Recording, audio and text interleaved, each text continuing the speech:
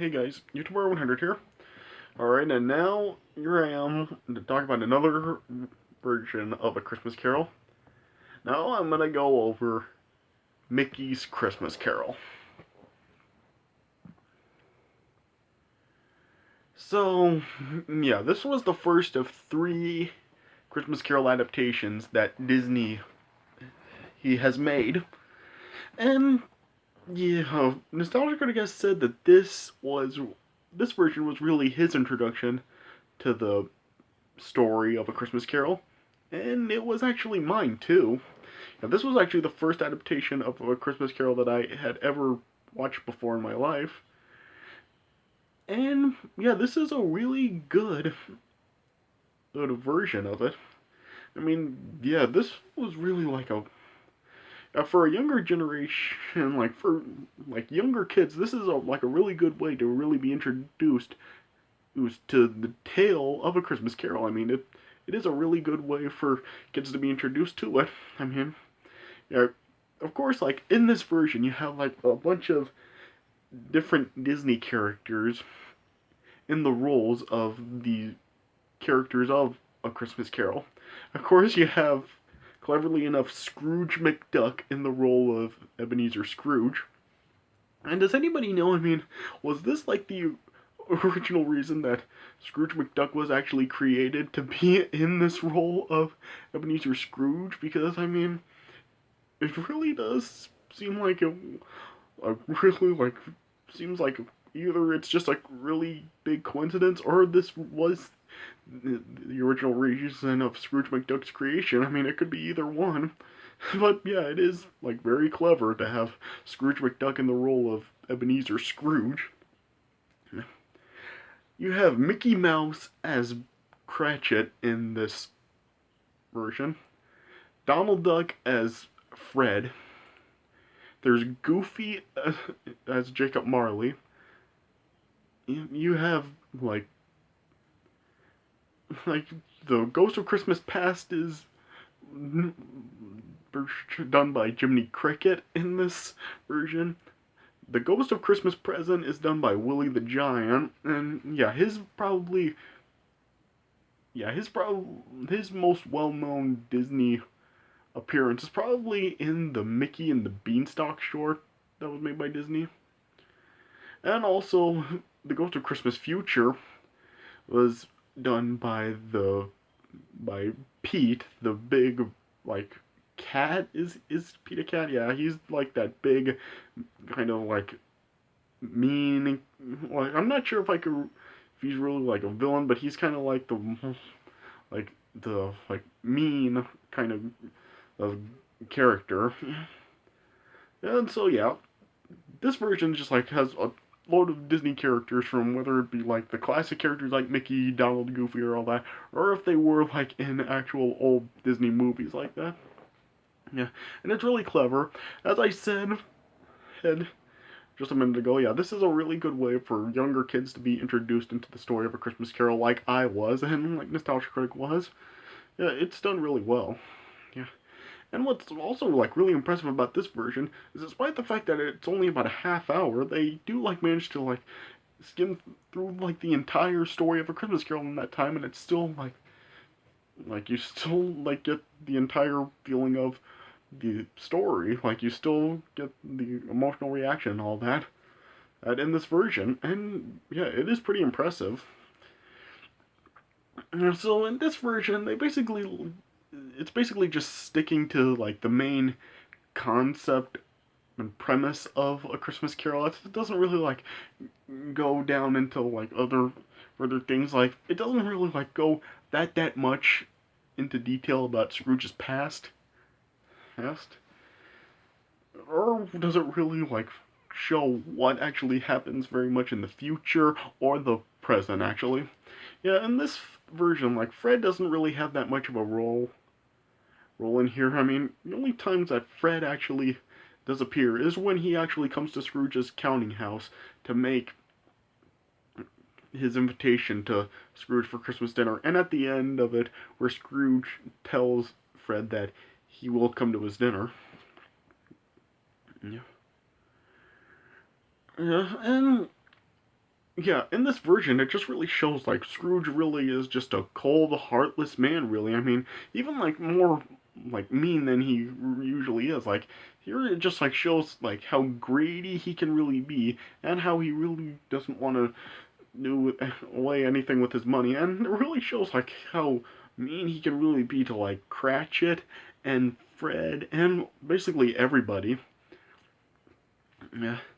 Yeah, so they do good at just making Scrooge like seem like really intimidating and like somebody that people really would be kind of like frightened of. So, they do, it is like a good portrayal of Scrooge here. Yeah. And also in this version, like when Cratchit like wants the day off for Christmas, it's like Cratchit is just like he seems like really like kind of intimidated to really ask for the whole day off. So in this version, rather than asking for the full day off, Cratchit just asks if he can have half the day off. Okay. And also in this version, it's shown that Cratchit is actually doing Scrooge's laundry for more pay, although very little.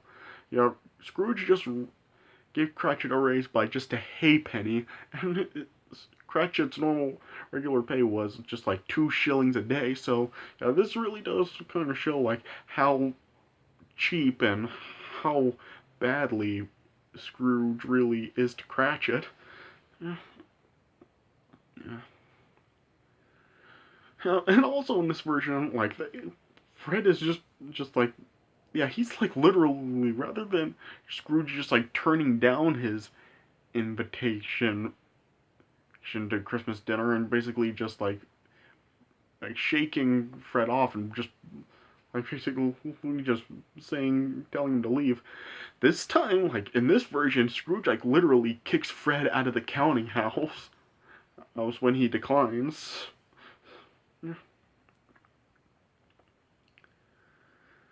Yep. And yeah, in this version, they finally did a good job of like having Scrooge's door knocker, or actually like turn in, like have like Jacob Marley actually like have his face be a part of the knocker rather than having it like fade in like the previous versions have. Okay. And it's also like really clever of how they actually have like really build up to when Jacob Marley actually does confront Scrooge.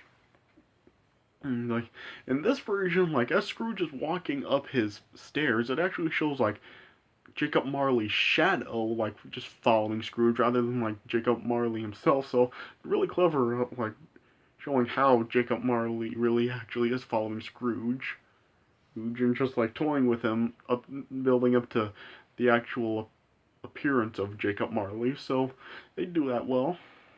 Yeah. Yeah.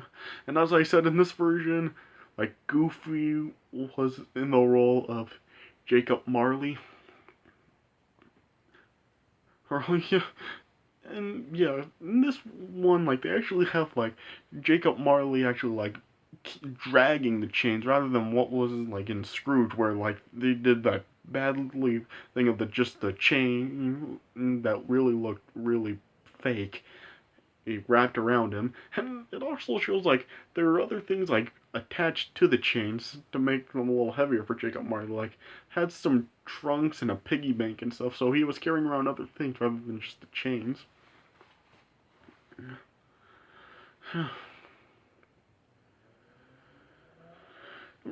And then, eventually then, when the Ghost of Christmas Past arrives, and as I said, Jiminy Cricket was in the role of the Ghost of Christmas Past, and it actually, like, showed the Ghost of Christmas Past showing Scrooge, like, his official button, just like Jiminy Cricket got when in Pinocchio when he was named an official conscience. So, yeah, kind of like a nice twist there. Yeah. And yeah, in this version, when they visit Scrooge's past, they don't show him like at school or anything with his sister or anything. Here, this one just automatically like goes right to when Scrooge was for Fezziwig, like of an employee of Fezziwig. And in this version, like Fezziwig is played by Mr. Toad. Yeah. And it also shows how when Scrooge was in love with Isabel, and in this version, Isabel is played by Daisy Duck. Okay. And yeah, as I was talking about before, how this version really shows how cheap Scrooge really can be. Yeah, it really shows like in this version, rather than like just Isabel like just breaking up with Scrooge because she's tired of his ways.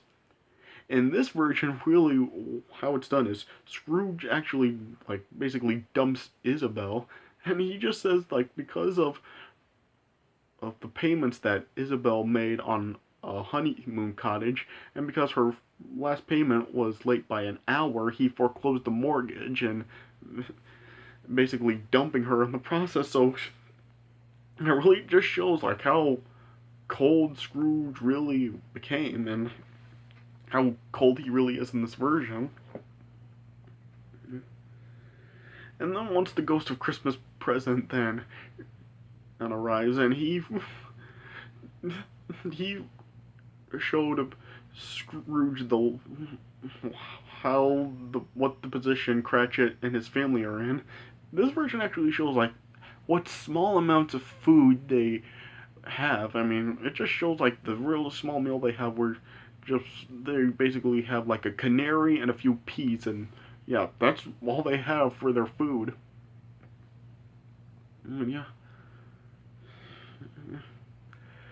And yeah, and once it goes into the future, and Scrooge meets the Ghost of Christmas Future. Yeah, at first it just shows like the Ghost of Christmas Future with the hood up and smoking a cigar, or with and his eyes are just shown. Yeah, this version like it actually shows like when Tiny Tim is dead, it shows the Cratchit family actually visiting Tiny Tim's grave, and yeah, this part was actually done really well. I mean, it actually does really get a real emotional reaction. I mean, it shows like Cratchit like over his son's grave, and it like shows like the tears coming down his face, and he leaves Tiny Tim's cane or crutch right by his tombstone. So yeah, a really well done on part right there. It's probably one of the best done ways of that moment. I mean, yeah, it's just done really well.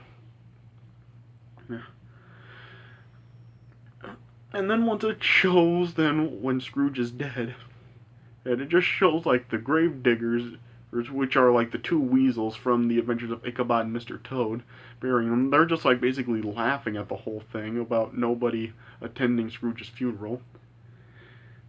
And it actually does also a real like it's pretty dark of the way like it's revealed that the it's actually Scrooge's grave. When the Ghost of Christmas Future reveals Scrooge's grave, he just like lights the match and it shows Scrooge's name. And then it's revealed that the Ghost of Christmas Future was Pete. And then the ghost basically just pushed Scrooge right into the grave. Even Scrooge was just hanging on to like a vine or something inside the grave, and it was just showing the casket opening up, and it was just like a fiery inferno inside of the grave. So yeah, it's a really like dark way to show the scene. I mean, it's probably like one of the darkest ways that scene is shown. Just like basically the Ghost of Christmas Future just like forcing Scrooge into the grave, and how the grave was just basically like inside the fires of hell. And it just showed the Ghost of Christmas Future laughing through the whole thing, and then the vine eventually broke and just it showed like Scrooge like just falling down the grave, and Scrooge was just saying he'll change, and then it just shows Scrooge back into his room on Christmas morning. And I also like how Scrooge, as he is like showing like cheer to like everybody around in the city, when he goes over to Cratchit's house, first he just like puts on the act like he still has his like cold and just uncaring personality. He has like a sack of toys and things to bring to Cratchit's its family. He's just pretending at first that it's another bundle of laundry, and he went up to Cratchit's face and basically was acting like he was about to fire him, but then he just then started laughing and smiling. And then Tiny Tim saw that the bag was full of toys, and then Scrooge just told Cratchit that he will be giving him a raise and making him a partner. And then it also showed in that bag there was a full turkey for Cratchit and his family. And then Tiny Tim said the line, "God blesses everyone." And then, yeah, it just then showed Scrooge playing with Cratchit's kids, and yeah, that's how this version ended. So, yeah, a really good way for younger kids to really be introduced to the story of A Christmas Carol. And, yeah, well, like I said, it's really impressive that they were able to go through this entire story in just a half hour. And it was still, like, a really emotional and well portrayed adaptation of the story. So yeah, this really is like one of my favorite Christmas Carol adaptations. And yeah, it's like I said, it's not a bad way to be introduced. But then yeah, it was really clever that they actually had the Disney characters in these roles of the actual Christmas Carol characters with Mickey as Cratchit and Goofy as Marley and Donald as Fred, Jiminy Cricket as Ghost of Christmas Past, Willie Giant as Ghost of Christmas Present, Pete as Ghost of Christmas Future, and all these other Disney characters in these roles. So yeah, this is definitely like a really good adaptation. Yeah, it's a really good, I guess, short and a really good adaptation of A Christmas Carol. Good way for kids to be introduced. I mean, yeah, this really is like a good version, like for families to watch, like families with kids and kids. I mean, it's just a really good family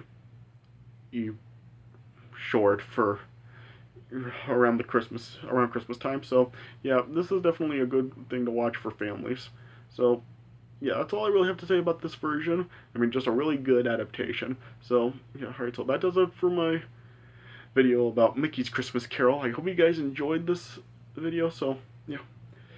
So and yeah, stay tuned for it's basically going to be throughout this entire week, basically every day really, where I'll be covering just more and more Christmas Carol adaptations for pretty much every day of the following week, with Christmas being this Sunday. So yeah, stay tuned for basically the rest of the entire week for the rest of the Christmas Carol adaptations I'm going to go through. Alright, so I hope you guys enjoyed this video, so thanks for watching, and I'll see you guys later.